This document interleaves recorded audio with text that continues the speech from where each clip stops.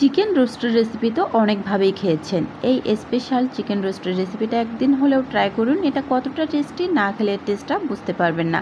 আসসালামু আলাইকুম। ঘরোয়া উপায়ে একেবারে সহজভাবে চিকেন রোস্টের রেসিপি করে দেখাবো। তার জন্য প্রথমে এখানে আমি দুটো লেগ পিস এবং একটি বুকের মাংস নিয়েছি। আর মাংসটাকে আমি একটা কাটা চামিচ দিয়ে হালকা করে একটু কেটে দিলাম। তো এটা চাইলে স্কিপ করতে পারেন। দিয়ে দিয়েছি সামান্য পরিমাণ লবণ, সামান্য পরিমাণ মরিচের গুঁড়ো, সামান্য পরিমাণ হলুদের গুঁড়ো আর সাথে একটুখানি আদা রসুন পেস্ট। এবার খুব ভালো করে মশলার সাথে মাংসটাকে মেখে নিচ্ছি। মাখানো হয়ে গেলে আমি 20 মিনিটের জন্য একটা ঢাকনা দিয়ে এটাকে ঢেকে রেখে দিব। আর এদিকে রোস্টের একটা স্পেশাল মশলা বানিয়ে নিব। 1 স্পুন ধনিয়া, 1 স্পুন জিরা, 5টি সাদা এলাচি, লবঙ্গ, গোলমরিচ কিছুটা, কালো এলাচি একটি। এবার এটাকে ভেজে নিচ্ছি চুলা অন করে। খুব বেশি ভেজে ফেলা যাবে না কিন্তু, আর এটা দেওয়ার ফলে রোস্টের টেস্টটা কিন্তু ভালো আসবে। তো ভেজে নেওয়া হয়ে গেছে। এখন আমি এটাকে গুঁড়ো করে নিব। এটাতে আপনারা চাইলে মিক্সিং জারে গুঁড়া করে নিতে পারেন। আর এদিকে এখানে 5টি কাঠবাদাম আর 2টা কাজু বাদাম বেটে নিচ্ছি। তো বেটে নেওয়াটা আর দেখালাম না, আমি পাটায় বেটে নিয়েছি।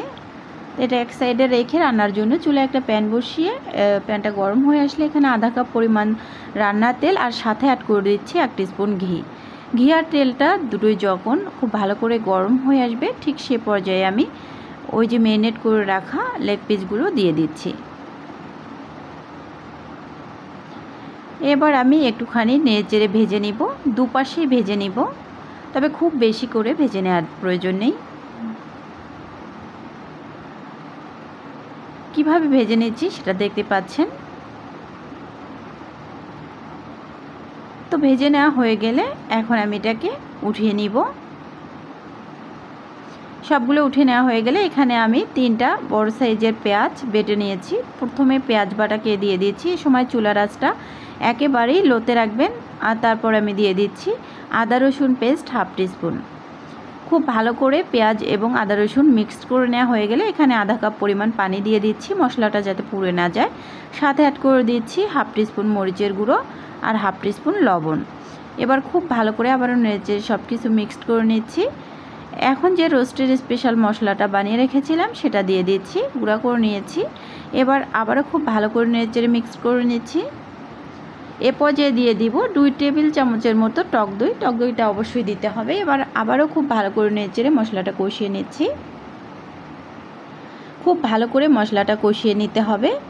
কষানো হয়ে গেলে আমি লেগ পিসগুলোকে দিয়ে দিচ্ছি। মশলার সাথে মাংসটাকে এবার নেড়েচেড়ে ভালো করে মিক্সড করে নিচ্ছি।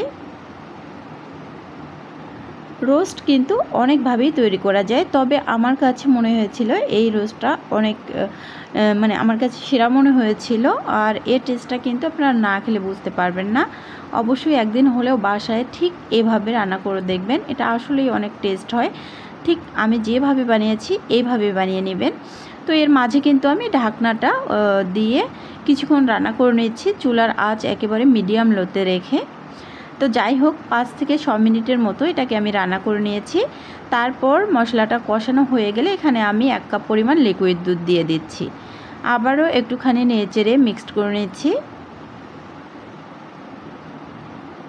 তো রেসিপিটা যদি এখন আমি দিয়ে দিচ্ছি ওই যে বাদামটা যে বেটে রেখেছিলাম সেই বাদাম বাটাটা দেওয়ার পর আবারও একটু মিক্সড করে নিলাম। এখন দিয়ে দিচ্ছি পেঁয়াজের ব্রেস্তা করে রেখেছিলাম, সেই ব্রেস্তাটা গুঁড়া করে নিয়েছিলাম, তার কিছুটা 1 টিস্পুনের মতো দিয়ে দিলাম। আর কাঁচামরিচ দিয়ে দিলাম 6 থেকে 7টি।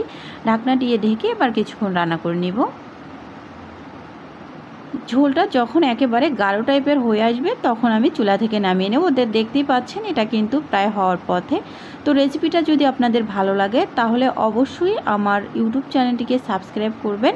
আর ফেসবুক, টিকটক থেকে দেখলে পেজটিতে ফলো দিতে ভুলবেন না। আর একদিন হলেও রেসিপিটা বাসায় ট্রাই করতে পারেন, তাহলে কিন্তু এর টেস্টটা আপনি বুঝতে পারবেন। তাছাড়া কিন্তু এর টেস্টটা বুঝতে পারবেন না। পোলাও, ভাত সব কিছুর সাথেই জমে যাবে। ভিডিওটা দেখার জন্য অসংখ্য ধন্যবাদ। Tata, bye bye, take care.